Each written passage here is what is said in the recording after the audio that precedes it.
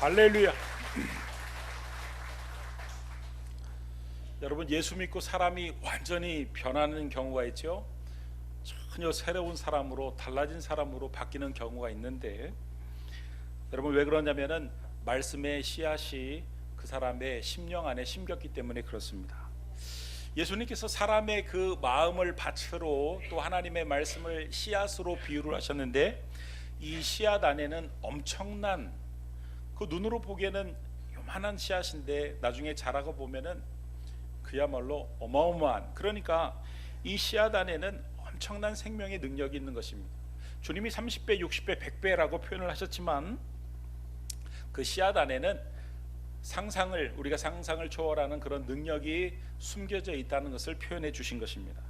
그래서 여러분, 이 씨앗 안에는, 이 말씀의 씨앗 안에는 엄청난 생명력이 있어서 사람의 그 마음에 하나님의 말씀이 제대로 심겨지면 위대한 역사, 상상을 초월하는 역사, 어떤 경우에는요 우울증이 그 자리에서 떠나가고 악한 사탄마귀가 쫓겨나가는 것은 물론이고 모든 문제가 사라지고 병이 낫게 되는, 어떤 경우에는 하나님의 말씀이 그 강력한 말씀이 심겨지게 되면은 말씀을 듣다가 갑자기 벌떡 일어나가지고 춤을 추고 싶은 그런 마음까지 듭니다.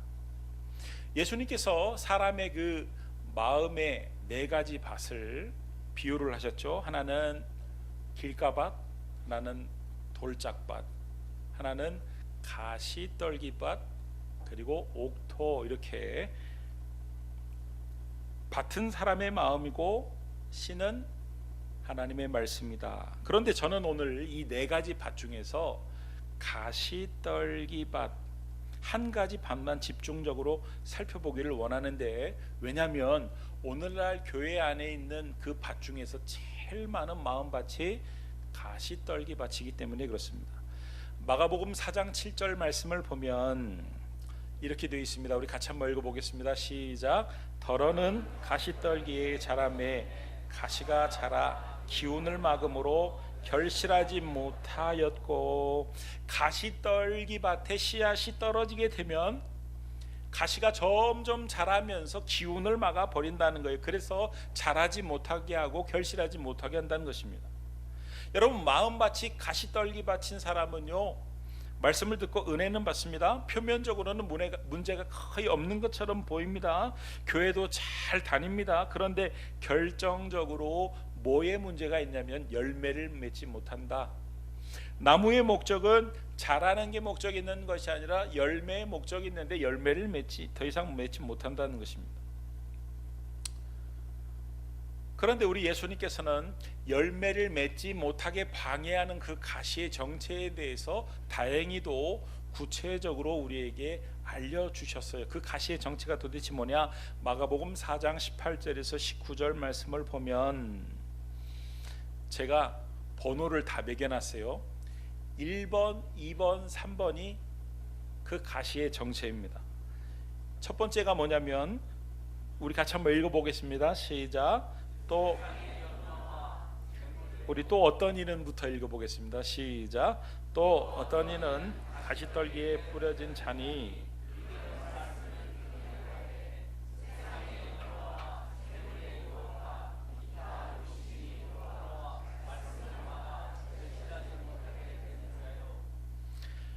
이 가시의 정체는 세상의 염려와 재물의 유혹과 욕심, 이 세 가지라는 거예요. 이 세 가지라는. 그러면 4번, 5번은 뭐냐면 이 세 가지가 하는 일입니다. 들어와서 4번이 들어오는, 우리 마음속에 들어와서는 다섯 번째가 뭘 하냐면 말씀을 막아요. 말씀이 들어오지 못하도록 막는 역할을 합니다. 그러니까 여러분 한번 생각해 보십시오. 내가 어떤 방에 들어가려고 하는데 이게 촉촉 안 들어가지는 거예요. 안 열리는 거예요. 보니까 세 사람이 내가 들어가지 못하도록 방문을 그냥 꽉 막고 있는 거예요. 하나님의 말씀이 사람의 마음에 들어가서 자리를 잡고 뿌리를 내리고 자라난 다음에 열매를 맺어야 되는데, 하나님의 말씀이 들어가지 못하도록 이 세상의 염려와 재물의 유혹과 이 욕심이 막는다는 거예요. 자기들이 먼저 들어와 가지고 막는다는 거예요. 그러니까 여러분, 그렇게 하지 못하도록 이 세 가지에 대한 대책을 우리가 강구를 해야 되는 것, 세워야 되는 것이다. 여러분, 첫 번째로 하나님의 말씀이 우리 안에 들어오지 못하도록 가로막는 것이 뭐냐면 세상의 염려입니다. 우리들 중에는 몸에 조금만 이상이 생기면 병원에 그냥 막바로 달려가시는 그런 분들도 참 잘하고 계시는 겁니다. 그런데 지나치게 되면 문제인 것입니다. 뭐 조금만 아프면 암 아니야, 뭐 조금만 잘못되면은 어쩌다가 저러다가 더 피해를 크게 입으면 어떡하지? 여러분, 문제를 묵상하는 것이 염려입니다. 문제를 묵상하게 되면 이 염려라는 것은 점점 커지게 돼 있다, 자라나게 돼 있다. 그러니까 이 염려는 언제 찾아오는 거냐면 초점을 잘못 맞출 때 찾아오는 것입니다. 염려는 그러면 언제 사라지냐면은 문제에 초점을 맞추는 것이 아니라 그 문제를 해결하실 하나님께 초점을 맞출 때, 그 하나님을 묵상할 때 사라지는 것이다. 할렐루야. 여러분 생각해 보십시오. 하나님이 우리를 얼마나 사랑하시는지. 당신의 목숨보다도 우리를 사랑하세요. 그런데 이런 일이 벌어졌다고 우리가 잘못되도록 우리를 사랑하시는 그 하나님이 내버려 둘 것 같아요? 하나님 나를 얼마나 끔찍히도 사랑하시는데, 내가 내 자녀를 사랑하는 것보다 천배 만배 아니 비교할 수 없을 정도로 사랑하시는데, 여러분 하나님을 묵상하면 묵상할수록 그 염려라는 놈이 요만했다가 요만했다가 그렇지 요만했다가 요만했다가 점점 사라지게 되어 있다, 이런 말씀이에요. 그러니까 염려는 초점의 싸움이다. 문제를 묵상하느냐 하나님을 묵상하느냐. 문제를 바라보고 묵상하면 그 염려는 그대로 있을 것이고 아니 점점 커지고 자라나고 많아질 것이고, 문제 해결자이신 하나님을 묵상하고 하나님의 성품을 묵상하면 문제는 점점 작아질 것이고 사라지게 될 것이고 해결될 것이다. 할렐루야. 그래서 마태복음 6장 33절 말씀에 주님이 초점에 관한 말씀을 너희는 먼저라는 말이 무슨 말이에요? 초점의 싸움에서 이걸 제일 먼저 염두에 두라는 거예요. 그의 나라와 그의 의를 구하라. 그리하면 이 모든 것을 너희에게 더하시리라. 여러분, 이것이 초점입니다. 먼저 하나님께 초점을 맞추라는 거예요. 그의 나라와 그의 의, 사명에 초점을 맞추고 살라는 것입니다. 그러면 이 모든 것을 너희에게 더하시리라. 그러면 염려가 없는 삶이 되도록 하나님이 우리의 삶을 책임져 주시겠다는 것입니다. 아멘. 할렐루야. 아멘. 그런데 나는 오늘부터 염려 안 할 거야. 염려야 사라져라. 나 염려 안 할 거야. 여러분, 내가 아무리 마음속으로 마인드 컨트롤을 하고 염려야 물러가라 그런다고 염려가 물러가는 게 아니에요. 이 염려라는 것은요, 더 큰 힘으로 컨트롤을 해야 이 염려가 컨트롤이 되는 것이고 사라지는 것인데, 그 염려를 컨트롤할 수 있는 더 큰 힘이 뭐냐면은 기도와 감사입니다. 빌립보서 4장 6절에서 7절 말씀을 보면 보세요. 아무것도 뭐하지 말고요, 염려하지 말고. 그러면 뭐하라고요? 다만 모든 일에 기도와 간구로. 그게 첫 번째고, 두 번째는 감사함으로 하나님께 아뢰는 것입니다. 염려를 이길 수 있는 힘은 기도와 감사예요. 그러니까 염려를 뭐로 바꾸라는 거예요? 기도로 바꾸라는 것입니다. 그러니까 염려할 시간에 뭐 하라는 거예요? 기도하라는 거예요. 염려가 생기면 즉시 기도하라는 거예요. 염려하는 시간을 늘리지 말고 기도하는 시간을 늘리라는 것입니다. 여러분, 기도하면 어떤 일이 벌어지냐면 하나님께서 우리의 마음에 파수꾼을 보내셔가지고 우리 안에 들어있는 이 염려라는 놈을 밖으로 밀어내는, 쫓아내는 역할을 한다. 할렐루야. 그러면 감사는 어떤 일을 하냐면 감사를 하잖아요. 감사를 하게 되면 염려가 들어오지 못하도록 막는 힘이 감사다. 그러니까 기도는 마음속에 들어있는 염려를 밖으로 쫓아내는 역할을 하고, 감사를 평소에 하게 되면 그 염려가 들어오지도 못하도록 막는 힘이 된다. 그래서 결론이 뭡니까? 7절 말씀에 보면 그리하면, 우리 같이 한번 읽어보겠습니다. 시작. 그리하면 모든 지각에 뛰어난 하나님의 평강이 그리스도 예수 안에서 너희 마음과 생각을 지키시리라. 할렐루야. 기도와 감사로 염려를 이길 수 있는, 컨트롤할 수 있는 우리 기쁨의 교회 성도님들이 다 될 수 있기를 그리스도 예수의 이름으로 축원합니다. 제가 어떤 사람이 북한의 그 목욕탕이라고, 북한에는 목욕탕이 많지가 않대요. 그런데 북한의 제일 좋은 목욕탕이라고 그래가지고 사진을 찍어 올린 것을 봤는데, 제가 보는 견해로는 남한의 아주 작은 목욕탕 수준보다도 떨어지는 것 같아요. 우리는 목욕탕에 들어가면은 목욕탕이 큰 욕탕이 있어가지고 뜨뜻한 물에 그냥 몸을 이렇게 녹일 수 있는데, 북한의 목욕탕에는 그런 게 없고 찬물만 있어요. 바가지로 떠가지고 씻는 거예요. 그리고 수도꼭지가 있어서 그 샤워할 수 있는, 서서도 아니고 앉아서 샤워할 수 있는 그런 시설밖에 없는 것 같더라고요. 제가 잘못 봤는지 모르겠지만, 특이한 거는 대신 큰 수영장이 있어요, 목욕탕에. 그래서 제가 남한과의 공통점을 찾다 보니까 공통점이 하나가 발견됐습니다. 그건 뭐냐면은 목욕탕 입구에 귀중품은 주인에게 맡기시오. 맡기면 책임지지만 맡기지 않으면 책임지지 않겠소. 그거는 똑같더라고요. 여러분, 기도가 뭐예요? 하나님께 나의 귀중품을 맡기는 것입니다. 그러면 하나님이 지켜주시는 거예요. 여러분의 마음을 하나님께 맡기시기 바랍니다. 기도로 맡기시기 바랍니다. 그래서 하나님이 항상 여러분의 마음을 평강으로 지켜주시기를, 그래서 하나님의 말씀이, 염려가 사라진 그 마음밭에 하나님의 말씀이 들어와서 자리를 잡고 뿌리를 내리고 자라서 열매를 맺고 30배, 60배, 100배 놀라운 능력이 나타날 수 있기를 그리스도 예수의 이름으로 축원합니다. 두 번째, 말씀이 들어오지 못하도록 방해하는 그 가시의 정체는 재물의 유혹입니다. 돈에 대한 유혹입니다. 성경에 보면은 이 돈에 관한 이야기가 참 많이 나와요.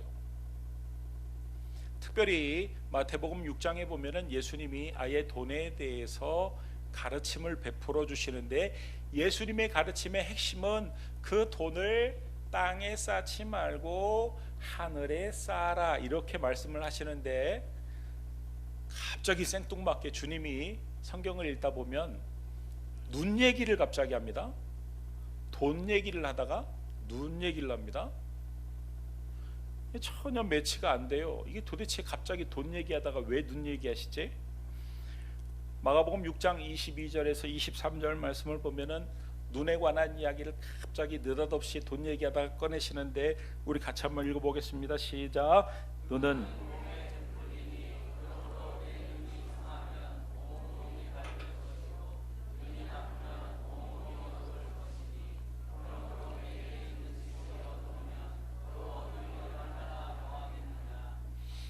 여러분, 어떻게 보면은 돈 얘기하다가 눈 얘기하니까 생뚱맞는 것처럼 보이지만, 이 말씀의 핵심은 뭐냐면 돈에 눈이 멀면 안 된다는 거예요. 주님은 인간의 약점을 정확히 알고 계시는 것입니다. 돈에 눈이 멀지 않아야 된다는 거예요. 신앙생활을 하려면 돈에 눈이 멀지 말아야 된다는 것입니다. 여러분, 우리 주변에 보면은 부모도 몰라보고 형제도 몰라보고 자식도 몰라보고 윤리와 도덕도 그냥 폐륜에 그냥 배신을 하고 살인을 하는 이유들을 자세히 그 원인을 살펴보면은 뭐에 눈이 멀어가지고 대부분 그런 경우가 많냐면 돈에 눈이 멀어가지고 그런 경우가 대부분. 여러분, 돈에 눈이 멀면은 나타나는 현상이 뭐냐면 하나님과 돈을 혼동하게 된다는 것입니다. 나는 돈에 눈이 멀었나, 돈에 눈이 멀지 않았나, 여러분들이 한번 판단해 보세요. 하나님을 하나님으로 보고 돈을 돈으로 봐야 되는데 이 돈을 어느 순간부터 하나님으로 본다는 거예요. 돈이 자신의 인생을 보장해주고, 돈이 자신의 인생을 행복하게 만들고, 돈이 자신의 노후 대책이고, 돈이 나의 안전을 지켜주는 방패막이가 된다고 믿는 것입니다. 돈을 하나님으로 생각하고 있는, 나도 모르게 눈이 멀어서 하나님과 돈을 혼동하고 있는 것입니다. 나는 하나님을 믿는다고 말은 하는데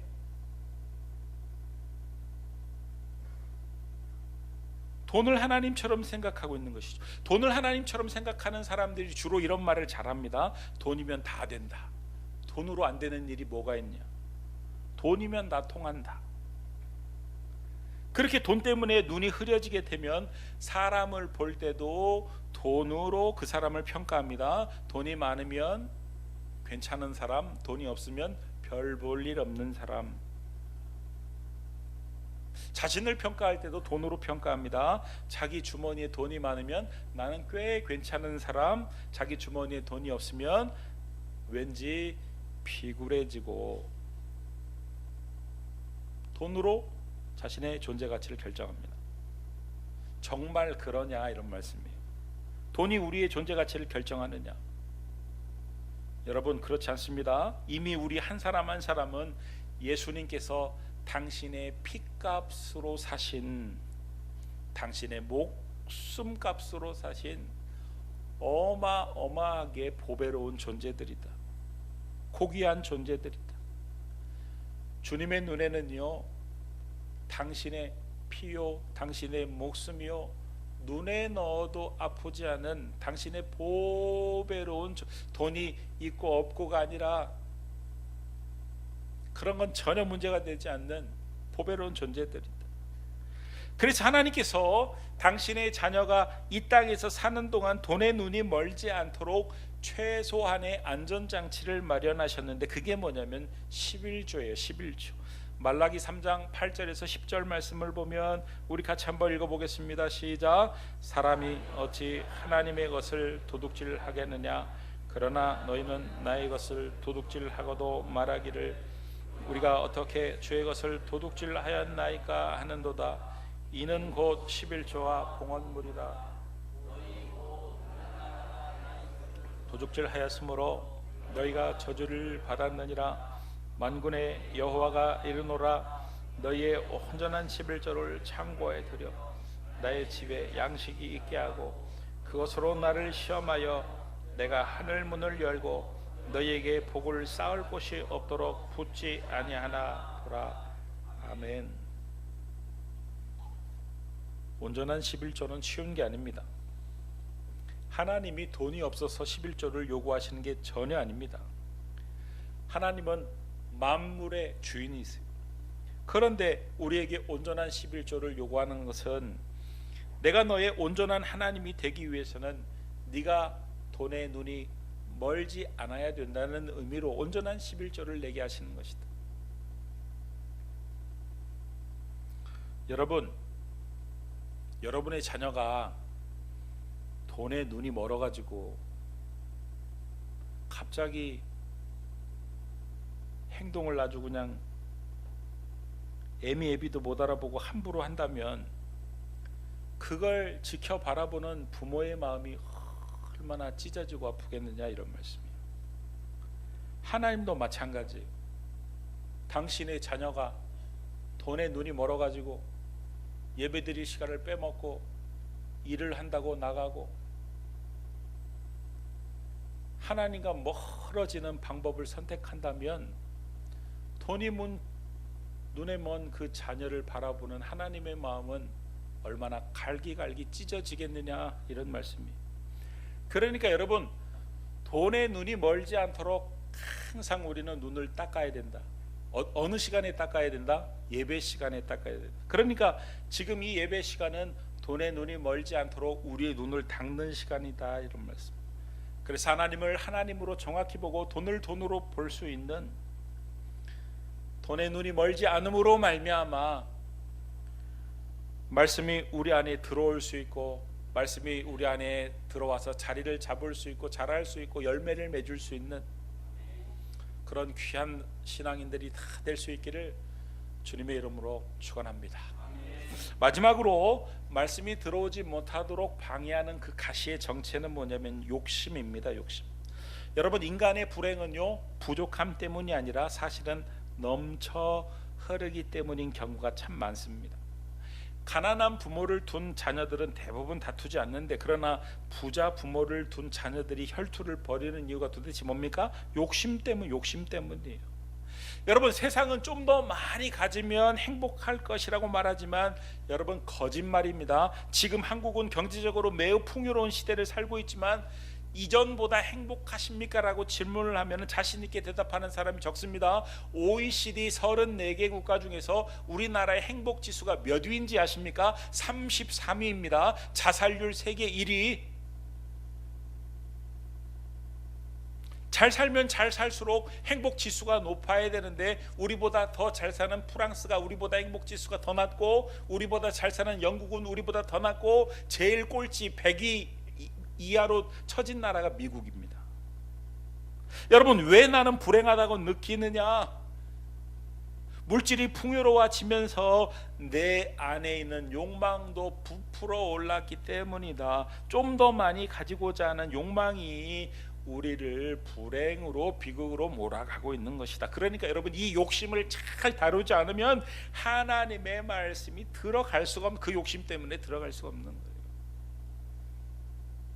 그렇다면 이 욕심은 어떻게 내 안에서 작동을 하지 못하도록, 이 욕심이라는 놈이요 얼마나 힘이 대단한지 그 야고보서에도 보면은 욕심이 막 장성해서 죄를 낳고 죄가 장성해서 사망에 이르게 한다고 그러잖아요. 그냥 가만히 있는 게 아니라 그 욕심이요 그냥 요동을 치면서 점점 부풀어 오른다는 거, 자라난다는 거, 생명력이 대단한. 그러면 이 욕심의 힘을 쫙 빼려면 도대체 어떻게 해야 되느냐? 단 한 가지 방법이 있는데, 적극적으로 나눠야 한다. 여러분, 나눌 때 좀 더의 욕망이 점점 힘을 잃어간다. 움켜진 것을 반복적으로 내려놓을 때 내 안에 있는 욕망은 점점 힘을 잃어간다. 여러분, 내가 나누지 못한다는 것은 돈의 통제를 받고 있다는 것입니다. 안 돼! 내 거야! 돈의 통제를 받고 있다는 거예요. 그런데 내가 점점 나눈다는 것은 그 돈의 통제로부터 서서히 벗어난다는 것이죠. 돈에 쩔쩔매며 사는 것은 돈의 통제하에 있는 것입니다. 그러나 나누기 시작할 때 돈의 통제에서 자유를 얻는 것입니다. 그러니까 우리가 나누고 베푸는 삶을 살기 시작할 때 우리 안에 있는 욕심은 점점 힘을 잃어가는 것이고, 우리 안에 있는 욕심이 점점 힘을 잃어갈 때 하나님의 말씀이 문을 확, 욕심이 힘을 잃어버렸으니까 확 밀고 들어와서 우리 안에 자리를 잡고 뿌리를 내리고 자라고 열매를 맺게 되는 놀라운 일들이 벌어지게 된다는 것입니다. 할렐루야. 여러분, 어린아이도 어릴 때는요 자기밖에 모릅니다. 그러나 성장하면 다른 사람을 위해서 참기도 하고 배려도 하고 돕기도 하고 그러는데, 우리는 이것을 뭐라고 부르냐면 철들었다, 성숙해졌다, 이렇게 평가를 하는 것입니다. 여러분, 신앙도 성숙해지면은 또 은혜를 받게 되면 가장 뚜렷하게 나타나는 현상이 뭐냐면 주변을 돌아본다는 거예요. 초대교회에서 은혜를 받으니까 주변을 돌아보니까 너무 힘들고 가난한 사람들이 있으니까 자기의 것을 팔아가지고, 자기의 집도 팔고 밭을 팔아가지고 다 나눠주지 않습니까? 누가 그렇게 하자고 구호를 제창한 것도 아닌데 자발적으로 그렇게 나누고 도왔습니다.